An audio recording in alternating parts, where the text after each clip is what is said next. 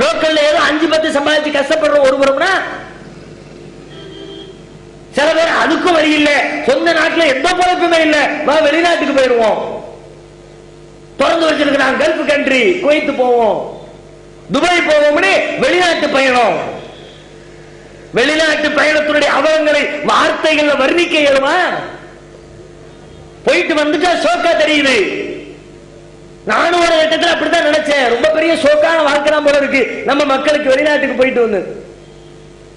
முந்தி எல்லாம் பத்திரிகைகள்ல கல்யாண பத்திரிகை அடிப்பாங்கல்ல, இப்ப கல்யாண பத்திரிகையை பார்த்து ரொம்ப நாள் ஆயிடுச்சு. இப்ப அந்த பழக்கம் இருக்கா இல்லைன்னு தெரியல. கல்யாண பத்திரிகையில மாப்பிள்ளைக்கு வேலை போடுவாங்க, என்ன படிச்சிருக்கிறாரு, வசூலுக்கு வேலை போடுவாங்க, படிப்பை போடுவாங்க, பிகாம் எம்ஏ எம்எஸ்சின்னு.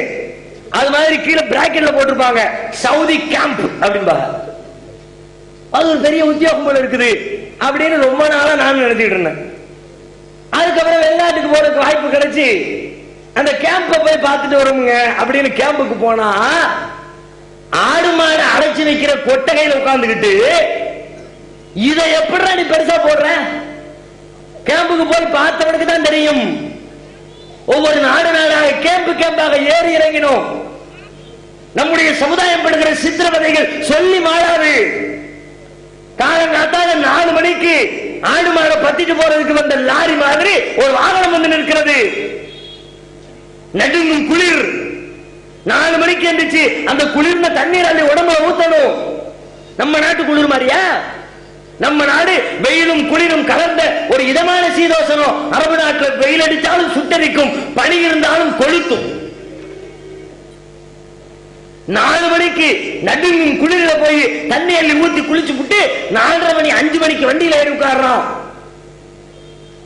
அள்ளி கொண்டு போறான் வேலைக்கு, கூலி தொழிலுக்கு, கட்டட வேலைக்கு கொண்டு போய் இறக்கி விட்டு மறுநாள் சாயங்காலம் 7 மணி 8 மணி வரைக்கும் கசைக்கு பிழிந்து விட்டு 8 மணிக்கு வண்டியில ஏற்றி 9 மணிக்கு கொண்டு விடுறான்.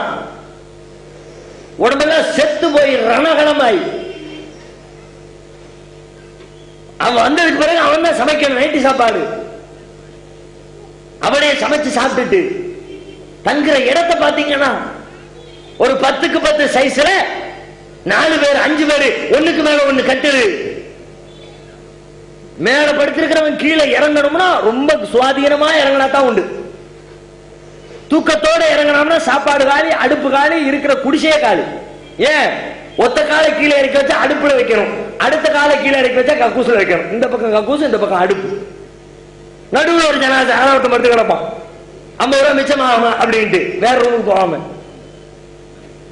கொஞ்சம் நவுண்டு அவன் கழுத்துல காலை வச்சு ஆளுக்கு சகாதா சொல்ற மாதிரி இருக்கும். அப்படி கஷ்டத்துக்கு மேல கஷ்டம். வெயில் கொடுமையில கிடந்து ஒட்டகத்துக்கு அதை மேய்க்கிற வேலைகளை பார்த்துட்டு அந்த பத்திரிகையை பார்த்து ஆச்சரியமா போச்சு. அதுக்கப்புறம் இதத்தான் சவுதி கேம்ப், துபாய் கேம்ப். இங்க வந்தாலே என்னவோ பெரிய அங்க ஆபீசர் உத்தியோகம் பார்த்த மாதிரி தானே. வந்த உடனே வரும்போது 50,000 ரூபாய் கொண்டு வருவார். அதுல ஒரு 25,000 ரூபாய் பைக்கை வாங்கி, 2,000 ரூபாய் செண்டை வாங்கி, 4,000 ரூபாய் ட்ரெஸ் வாங்கி, 2 மாசத்துல மொத்த காசையும் காலி பண்ணி 3வது மாசம் வட்டி கடைக்காரன் பொஞ்சாதி கழுத்துல கிடக்கிற நகையை அடகு வச்சுட்டு திரும்ப கிளம்பு. எத்தனை கஷ்டம் தோழர்களே! அங்க போய் உட்கார்ந்து கொண்டு தன்னுடைய குடும்பத்தை நினைத்து நினைத்து ஒவ்வொரு நாளும் இரவு நேரத்திலே தனையணைகளை நனைத்துக் கொண்டிருக்கிற ஜீவன்கள் எத்தனை! வெளியூர்ல இருந்து நம்மை போன்ற அடையணும் போனா அவன் கொற்ற குமுறல் இருக்க, படுற கஷ்டத்தை எல்லாம் துன்பத்தை எல்லாம் சொல்லுவதற்கு யாரும் கிடைக்க மாட்டாங்களா? தொலைபேசியில